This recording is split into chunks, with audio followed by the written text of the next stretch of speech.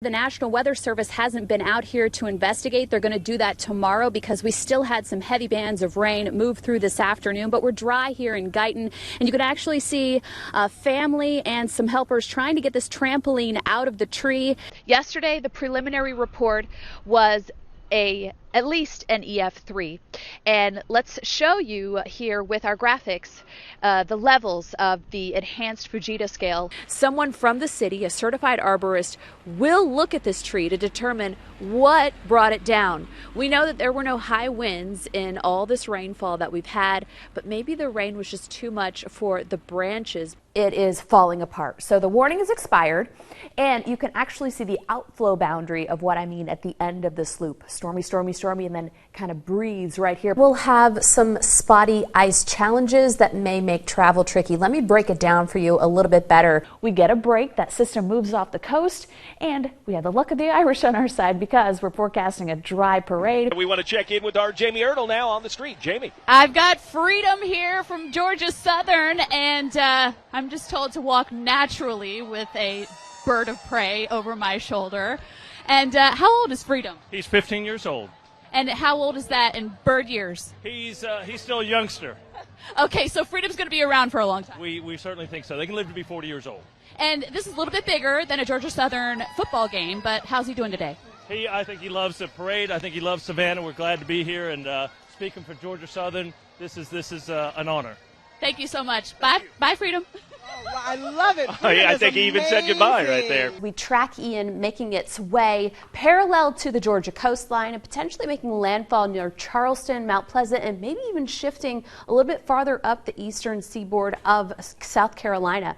So we know that Ian is a hurricane once again, and through the overnight hours, a Category 1 storm, and this is the wind field for Ian, and we are continuing going to see tropical storm force winds along the immediate coast and our inland community. So basically, we will still see those wind gusts 40 miles per hour overnight for most of the coastal empire and low country. But as we head into Friday, look at how those winds diminish greatly south of the Altamaha, closer to the coast, and then really honing in on the Charleston coastline. Beaufort here, the Beaufort Islands definitely going to see those gusts potentially up to hurricane force winds. That's why there's a hurricane warning for our low country folks, and then making landfall and continuing close to Charlotte now, looking like it could still be a strong storm, a tropical storm force winds heading toward North Carolina.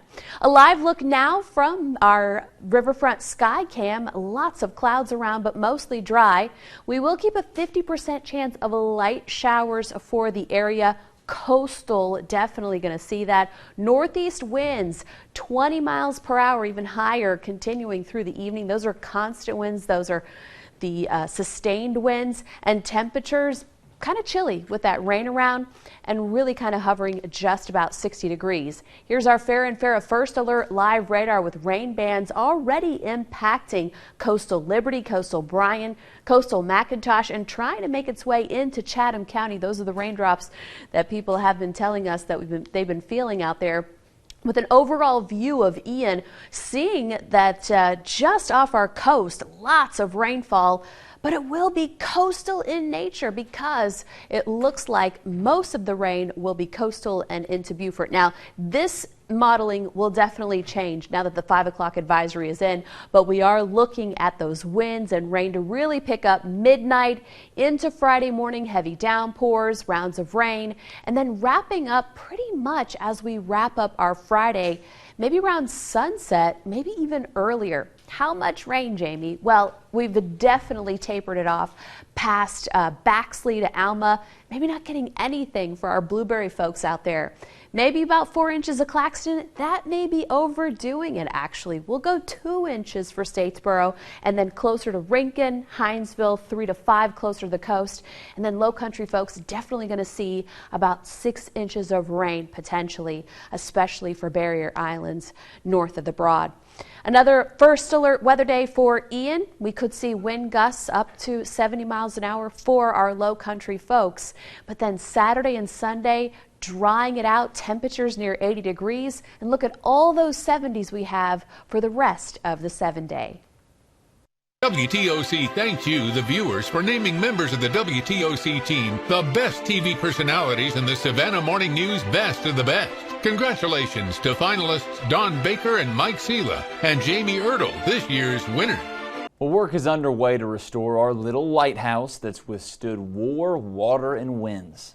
Our Jamie Ertle has an exclusive tour of Cockspur Lighthouse under repair. Once a shining beacon for ships entering the Savannah shipping channel, the Cockspur Light has long been snuffed, but the love for it lives on. And the community loves this place. I mean, they love the lighthouse. When it, when the scaffolding went up, and we started seeing posts about it on Facebook from folks. I mean, everything has been super positive. Just after dawn at low tide, we took a boat to the island, much like what the keepers had to do in the 19th century. The fact that the crew is working around the 4th of July is not lost on park rangers. I sometimes kind of think it's like, all right, what it would have been like the echoes of cannons being fired, the booms, the smoke, the explosions. It would have been amazing to see. The lighthouse in direct line of fire only suffered minor damage. Today, they're not fixing artillery damage. They're chiseling away old mortar and pool paint for stabilization. Some of this mortar has actually failed just through time, and then some of it's wrong mixes of mortar that they thought was the best mix. The 6-man crew ranges from an anthropologist to a recent high school grad.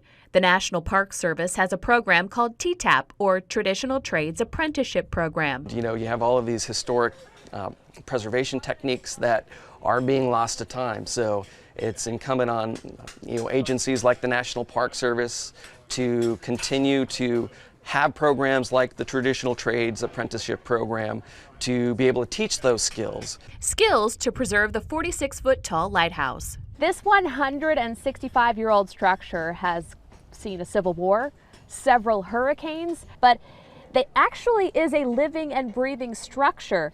The Savannah gray brick takes in water and then breathes it out. While Cockspur has traditionally been painted white as a day marker, the latest coat of white latex paint and some of the last mortar treatments kept the lighthouse from breathing, actually suffocating it.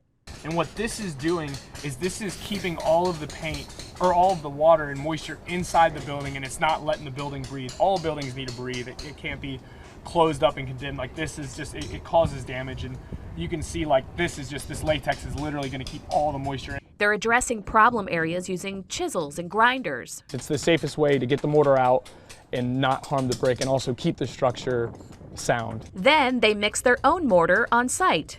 Where do you find a 1800s mortar mixture? See, that's a good question, and it's a lot of we do test patches. So we have a mock-up wall of brick, and we basically use the mix that we think's proper, and then we also have engineering documents from when they began building the fort of the mixes they use. So we'll put the mock-up wall out here and let it sit during the weather and see how it holds up, and then that's how we come up with our mix. Roman and all the crew are hyper aware of the weather. With Elsa on track to make a swipe at Savannah, they'll leave, but strategically placed scaffolding will remain. By and large, I mean, there was a lot of thought put into it, so I think the lighthouse should be okay. Cockspur Light has proven itself in the toughest of elements, and the superintendent says it's time for some TLC. This is one of the things that is my favorite part of the job, is really seeing these young people who are so passionate about the past and passionate about what they're doing. On Cockspur Island, really bringing the lighthouse back to something like its former glory. Jamie Ertle, WTOC News. They'll also replace the doors and windows with one similar to what was used back in the 19th century. The Lighthouse Trail at Fort Pulaski is now open if you want a better view of the work in progress. Some cold weather tomorrow, but of course nothing like what we see here. Nothing like that, but people want that. People want the pretty. People want to play. This is just going to be yucky, all right? So right now we are tracking rain on our Farron Farrah First Alert live radar. Let's dive in here and show you where the heaviest stuff is right now. Northern portions of Effingham along 21, 17 north of Springfield and Guyton. Rain getting a little heavy downpour within the city, 9th Street, Port Wentworth down 21. And this stuff moving out of Pembroke and across I-16, and another round light in nature to hit the west side of Effingham County. Now, the cold front is actually off the coast, but an area of low pressure is right riding along that front, and that's what's pumping in moisture still at this time. And so it's just hugging the coastline right here, Jacksonville back into the Gulf of Mexico. Area of low pressure right here, going to ride that. And that's what's going to give us more rain tomorrow in waves. Nothing has changed as far as our advisories. We still have a winter weather advisory for Hampton County, and it's always been our northern tier of counties that we were concerned about any sort of ice accumulation, even though we are forecasting freezing rain, periods of freezing rain after sunset tomorrow. We're going to be waking up to low 40s. I've actually raised the temperatures waking up tomorrow. That's still going to be the warmest part of the day as temperatures fall during the day. It's still in the middle 50s right now, so Rincon you'll wake up to 43, Glenville 42, maybe some 50s for Hinesville, Jessup 45, Hilton Head, and Tybee. And here's what it's going to feel like. We've got a northerly wind that's behind the front. 43 may feel like 37, 44 at 11 may feel like 38. I'm not looking for, well, I'll be inside.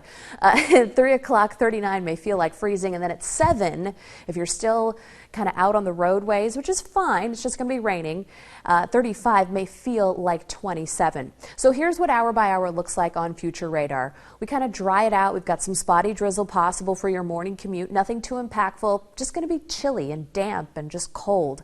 43 feels like 37. We get a break in the activity, then rain starts moving in from the southwest. Could be a little bit heavy at times. 4-5, that's when you could see some freezing rain switch over in northern Hampton County, northern Jasper, Scriven County, northern Effingham. It's not going to be ice falling from the sky. It's going to be freezing on contact with power lines, cars, your eaves of your roofs, and maybe even some tree limbs. So then as we head through the night, this is 7 o'clock, patchy freezing rain. It kind of drives a little bit further south, and it stays with us overnight. And it's possible freezing rain. It's not going to be an all-night event. And then by daybreak Saturday, we should be dry, but 31 feels like 22. Not a lot of accumulation, and let's talk about that. So it looks like the worst is going to be north of I-16. We're running the clock here. We're going through Friday evening. We're going to stop it here right around Saturday afternoon when it's all said and done. And just about 5/100ths of an inch in Hampton, Sylvania coming in under that, as well as Beaufort. And notice that it's just north of I-16. And anything right around that number, that's when we can have some slick spots. Think bridges, overpasses, and maybe some power issues if the power lines get heavy from any ice that forms on them. So our first alert will be done by Saturday daybreak. But it's going to be cold and windy. 44 for the high, may feel like pretty much 39 all day. Then a refreeze Sunday night. Be careful for some black ice, but I don't think we'll have a lot of accumulation. But still, that is a possibility. We start freezing Monday, and we stay in the 50s for the forecast. So, hey, here's your winter week.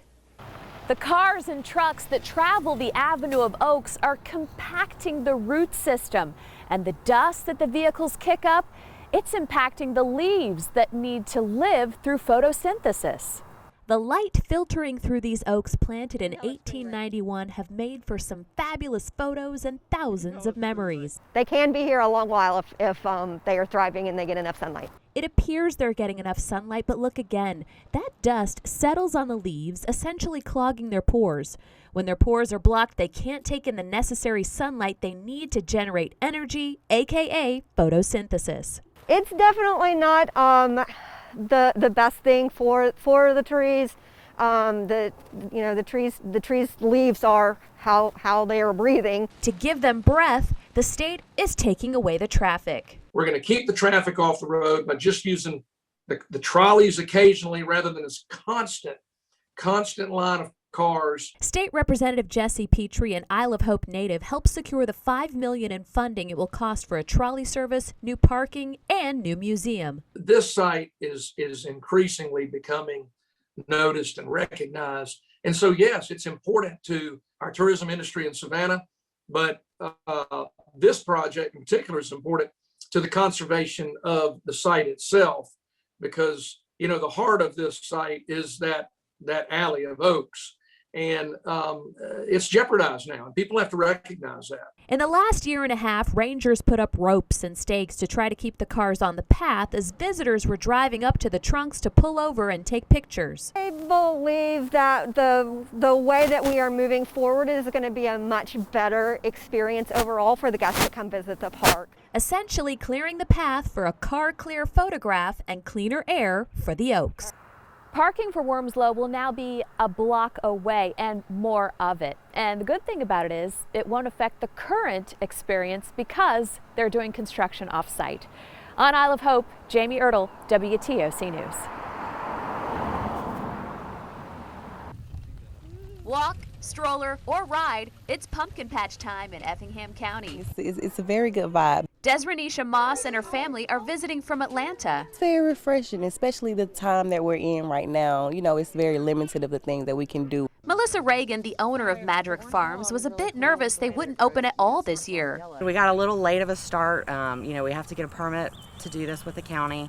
And at that time they were unsure, you know, and just as things move with the virus. Despite the delay, the pumpkins and corn are thriving. Madrick Farms is special because it's one of, if not the only, pumpkin farms in the southeast. Our soils just don't support the growth of this type of crop. So holding this pumpkin patch during a pandemic makes this season doubly special. And we grow a breed of pumpkins called the Orange Bulldog pumpkin that the University of Georgia developed just to grow in South Georgia's hot, humid climate. Okay, so it's one of the only types of pumpkins that will grow on this big of a scale in the summertime. Besides pumpkins, there's duck and goat feeding, the giant slide, hay bale climbing, the popular corn maze, and plenty of space and sanitation stations. We're fortunate enough, you know, working with our county government, the county commissioners, and, you know, to follow the CDC guidelines and regulations for outside events. So there's tons of room to social distance. I love it. I think it's very beneficial to the babies. They love it. They love to run around. They love to see the pumpkins. So it's very amazing. In Effingham County, Jamie Ertle, WTOC News. Listed on the National Register of Historic Places, the canal winds 16.5 miles from the Savannah River to the Ogeechee River. I am very passionate about the Savannah-Ogeechee Canal. Connie Shreve is the treasurer for the society. Someone who lives on Canal Road saw the heavy equipment and gave her a call. I was very upset. I arrived to see that trees had already been ripped out, big, massive trees, on one whole side of our bank for about 600 foot at least. Connie called many people, including the city of Savannah, who owns the entire canal. Turns out the city of Pooler issued the permit for the residential subdivision near the end of Canal Bank Road, but the right-of-way is in the city of Savannah's jurisdiction. I contacted the city as well, and they said in part, the city of Savannah has not approved the use of the right-of-way for construction of the proposed access road and private water line to serve the subdivision. The city of Savannah also has critical infrastructure in this location, a 16-inch force main that serves the New Hampstead area. When I arrived, the equipment was teetering on top of it. Obviously, other people weren't contacted in engineering of the city. Even though dozens of healthy shady trees were uprooted, Shreve says it could have been worse. Oh goodness, it would have been devastation. If the development goes forward, Shreve invites new residents to enjoy the gem she and others have worked so hard to maintain and restore. We would love for those people to come walk the trail. We just want them to be aware that there are buffers in place. And we do want a 200-foot buffer between our trail and any new development. Jamie Ertle, WTOC News. On the road, on the high-ho. And then I brought a map.